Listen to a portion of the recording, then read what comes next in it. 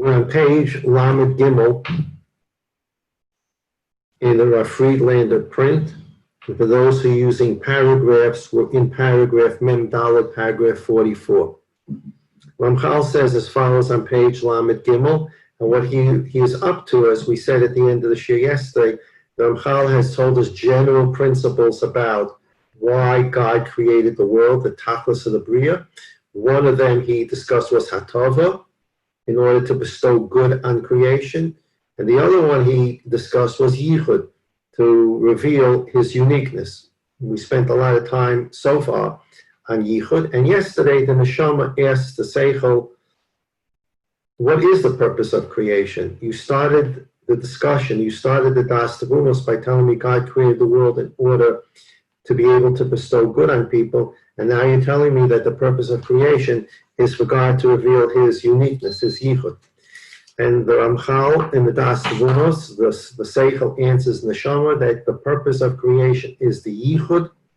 Inside the system of the yichud, there is the schar v'onesh, reward and punishment, and because the two concepts intertwine and intersect at different points, but the actual tachlis of the Bria, the actual purpose of creation, is for each of us to do the best we can to reveal God's yichud.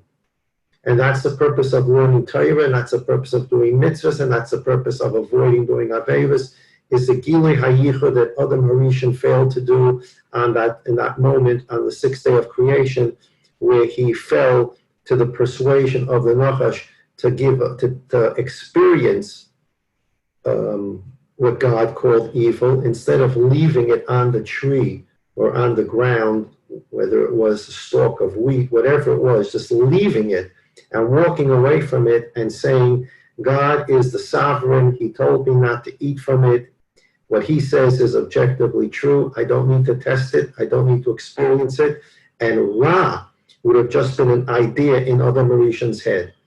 There's such a thing as Ra. God told me there's such a thing as Ra. And what God says is Ra is Ra. I don't need to taste it. I don't need to examine it. I don't need to experience it to understand it's Ra. And God told me that if I try to experience it, I will cease to live. I don't need anything more than God explaining that to me. I don't need to try to taste it, experience it. I don't need to test God. And he could have walked away. He did not, and he decided to experience it. And now he opens his whole life to experiences.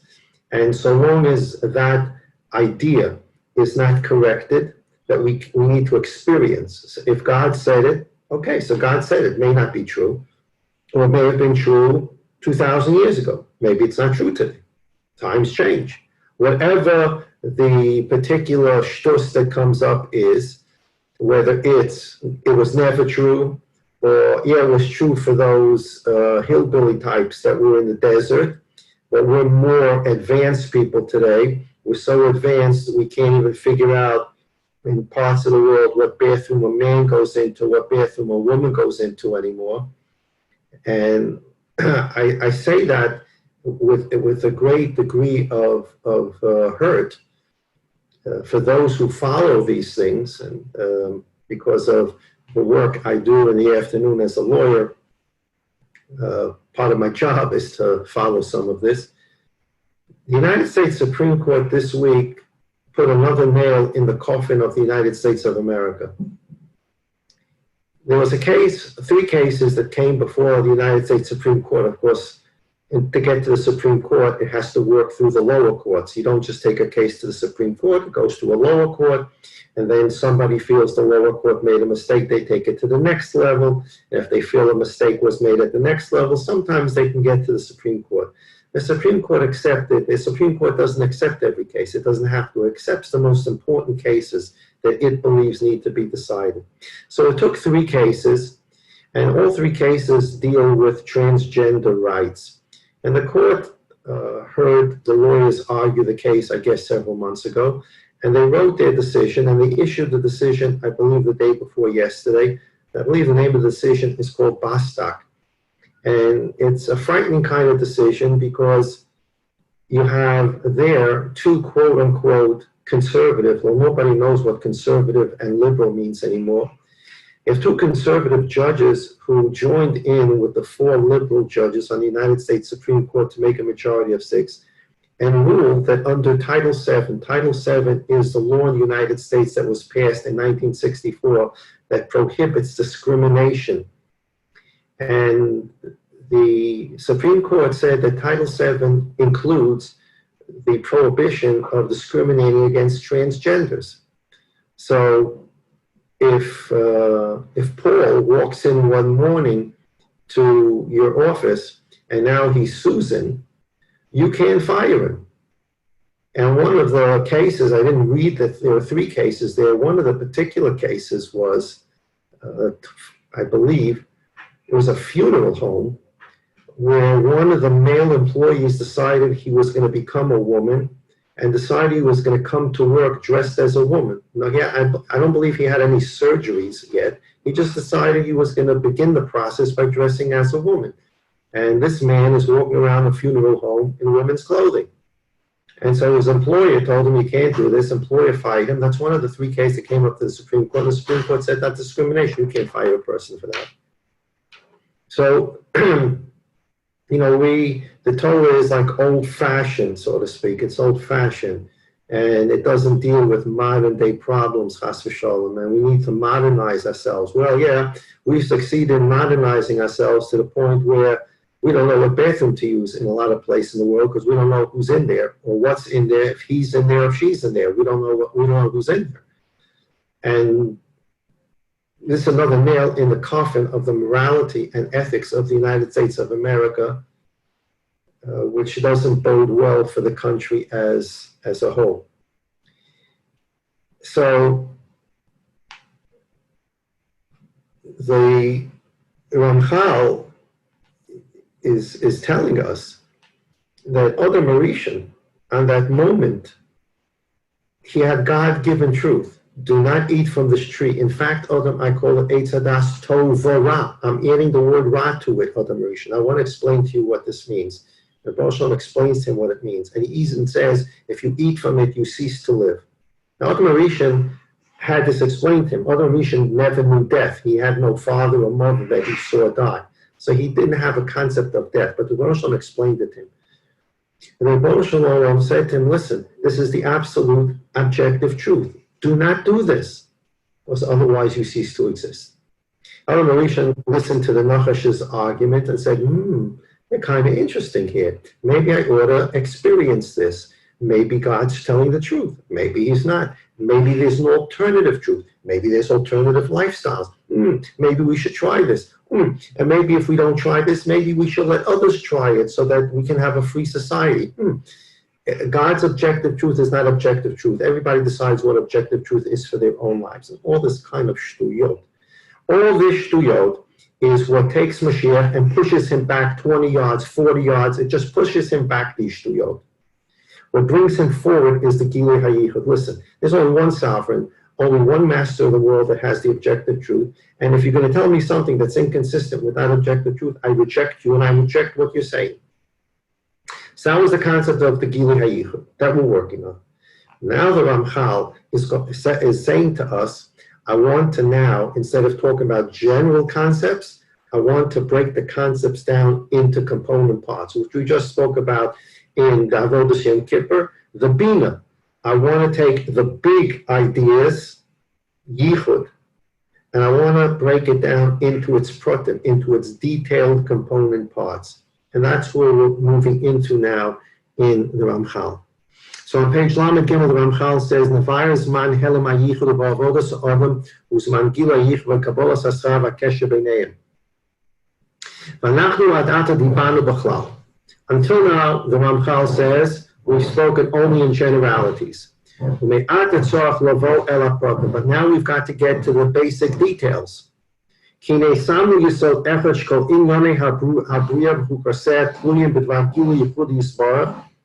We've explained that the entire creation and all the rules set in creation and the way the Rebbe Shalom runs the world is all for the purpose of revealing that unique sovereign over the entire universe, the Echad Yachad and Yuchad, He's not forced to do anything. He does what he wants, when he wants, how he wants. He's the ultimate sovereign, the ultimate objective truth.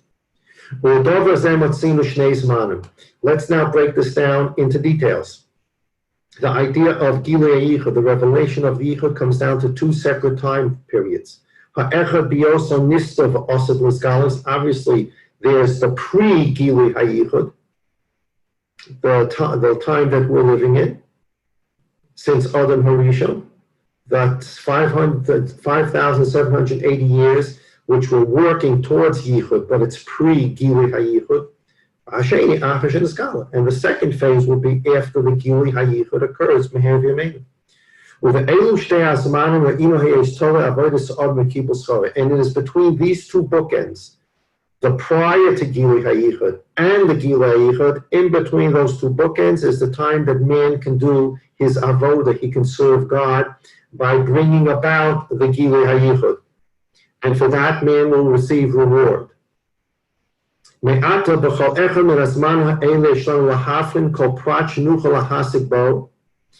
that we broke it down into two times, we have our first two categories, pre-Gilui HaYichud, post-Gilui HaYichud. So the first thing we're going to talk about is, obviously, the first thing we need to break down into further component parts is pre-Gilui HaYichud. I first did the first breakdown, the two major component parts, pre-Gilui Yichud, post-Gilui Yichud, the world that we're looking forward to. And now we need to break down into further component parts what occurs in the world pre-Gilui HaYichud. We need to understand the details of a world prior to Gilui HaYichud and the particular details of a world post-Gilui HaYichud. And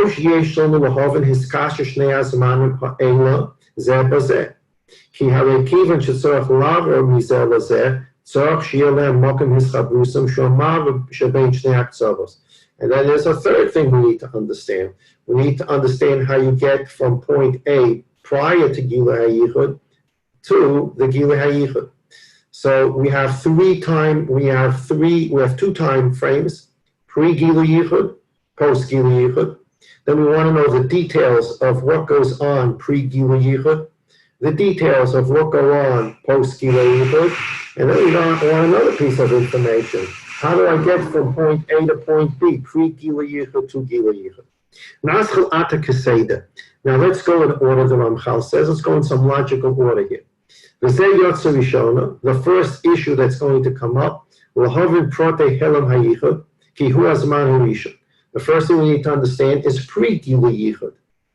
Pre-Gilui Yichud means the Yichud is still hidden in the world.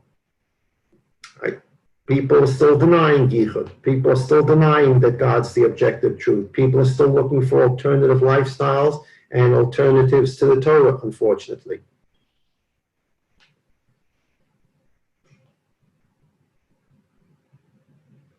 We need to understand the full details of this time period that we're living in. I'm sorry, I skipped the words.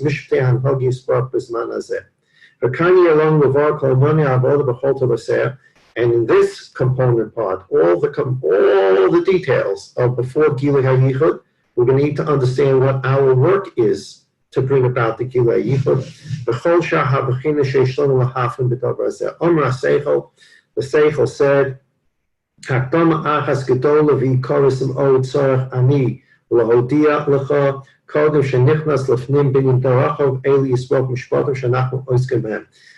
Seichel says, I'm going to give you one very important introduction before we get into all these details. The Neshama said to the Seichel, what is this important introduction?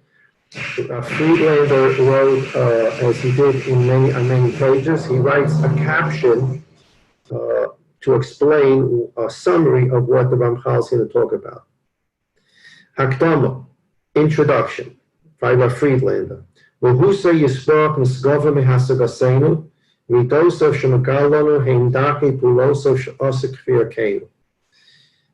said this many times. It's a fundamental concept in understanding the way the Rebbeinu Shalom runs the world and understanding to the extent we can the Rebbeinu Shalom. We don't understand really at all. The Rebbeinu Shalom does not have characteristic traits.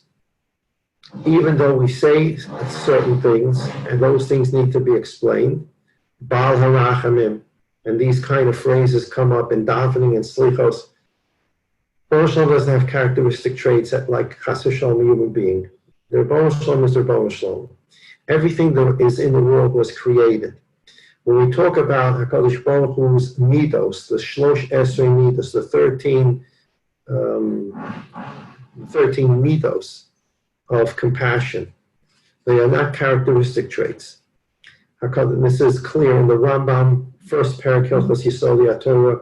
The God doesn't start his day in a compassionate mood.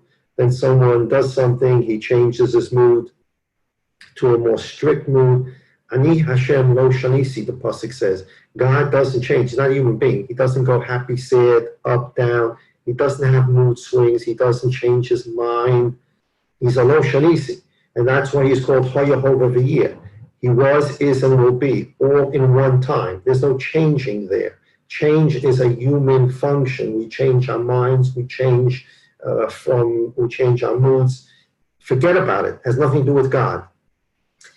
When we talk about God, we don't understand God. We only infer backwards.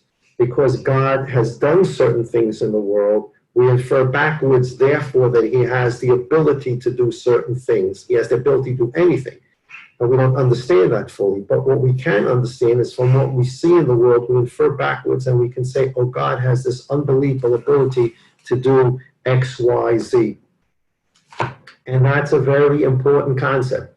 We recognize Hashem mitzad pe'uloso. We recognize the Rebbeinu Shalom through his acts. What happens in the world, we infer back and say, since God controls everything, this shows that he has the ability to do this. And this is the yichud. Everything we see, part of the yichud. Everything we see, we infer back and say, this is God controlled. This is not God's personality. You know, God decided he wanted to be compassionate today, so he's compassionate. Tomorrow he's a little off, so he's a little more strict. Chas v'Shalom. There's no mood swings. When God created the world, he created zebras. He created the world, he created plants. He created the world, he created a toolbox. And in that toolbox, there's chesed, there's gevurah, there's all kinds of things. And at the appropriate time, God uses the tool of chesed. It's not that he has a characteristic trait of chesed. He has a tool to administer the world that's called chesed. It's pu'ulosav. It's his actions, not him. We know nothing about mitziusav. We know nothing about his actual existence. And we can't call him anything. We don't know anything about him. Amar HaSeichel, the Ramchal says, Anachnu ro'im chukim u'mishpatim asher hu yisbarach shemayim misnag bam imanu. We see all kinds of rules by which God runs the world and that affect us, Anachnu Nivrov, his creations, Midos Udrachim Tzadikim, Kasher Gosra Omer Chachmasa on page Lamedalit, Ad Shebavu Hamidas Ha'elu Yachaslo Ta'arim Rabin Kol Divrei Alevim Aloim HaSholem. And because of these acts, we've created Ta'arim, we've created names, descriptions of God, but not God. It's descriptions of things that he does. And the Nevi'im, the prophets, use such words. Ve'elav Karanu. And therefore we've given him these type of names. Rachum, Chanun, Gibor, V'chol Shar Hakimun Haram Hashem Esyach Sulo. And all the other type of names that we've given to him. Omram, Kan, okay, read this. If you're following inside, read this slowly. And if you have a Daas Tevunos, you can highlight it, you can underline it, put a sticker on this page. Omram, however, kan tzrichen anu lahovin u'ledas emuna vadoyis. Here we need to pause and to understand clearly an emuna vados, an absolute true emuna, sheyesh lanu lahamin b'chol zeh, Ki lo ye'osu kol hata'arim v'akinuyim eila elo yisbarach l'fi atzmai klal v'ikar. None of these names are appropriate names for God himself.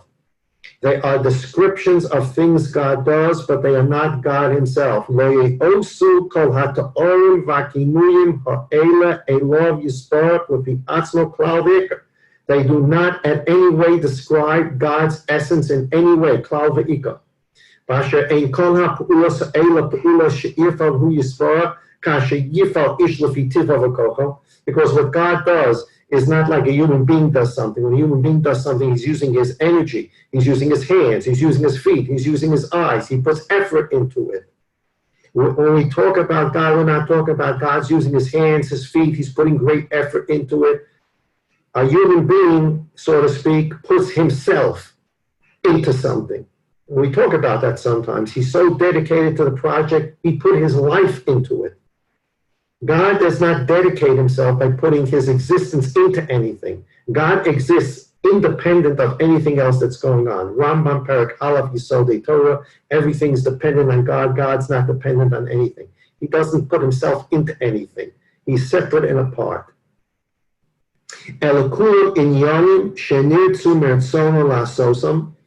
Everything that happens in the world is because God willed it through his will that these things should happen on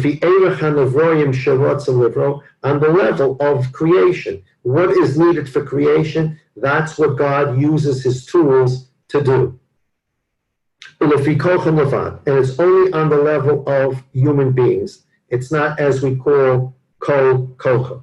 We talked about the words kol kocha several times. God could have created the world with a godly big bang, boom. God could have said, Vayomer Elokim, Yehi Olam, let there be a world. Or God could have said nothing and there would have been a world. It would have been the same elephants, the same fish, the same aquariums, the same trees, the same people. God didn't have to go through 6 days and 10 mamorim to do it.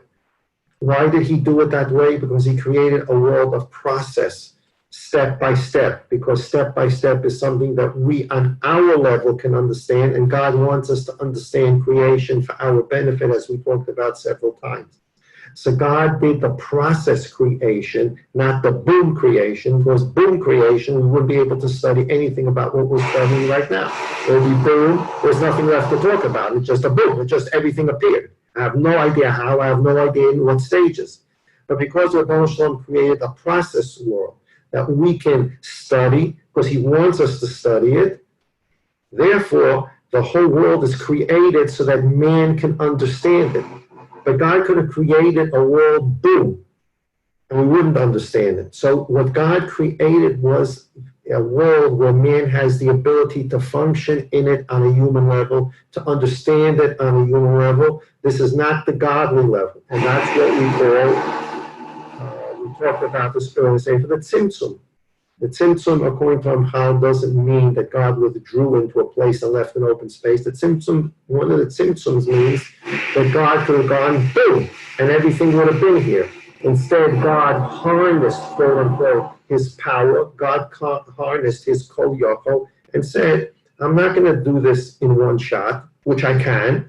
I'm going to harness that power and do it one day at a time with 10 mamoros, so that Adam's created on the 6th day, he will actually have the ability to understand what I've done. I want him to understand it. So again, when we talk about Rachum, Chanun, Erech Hapayim, Chesed, Gevura, we're not talking about, oh, I understand who God is. God is Chesed. God is God. He exists. I don't understand his existence. But God created all kinds of things by which he administers this world. Amongst them is Chesed, Gevura, etc. And this is, Ramchal calls this Emunah Vadoyos. This is something that we absolutely need to believe in and understand in order to go any further in the Sefer. We're talking about God, the way he runs the world is based upon tools that he created to run the world, but has nothing to do with God himself, his essence of which we have no understanding. And that's going to lead us into many concepts in the Gilui HaYichud.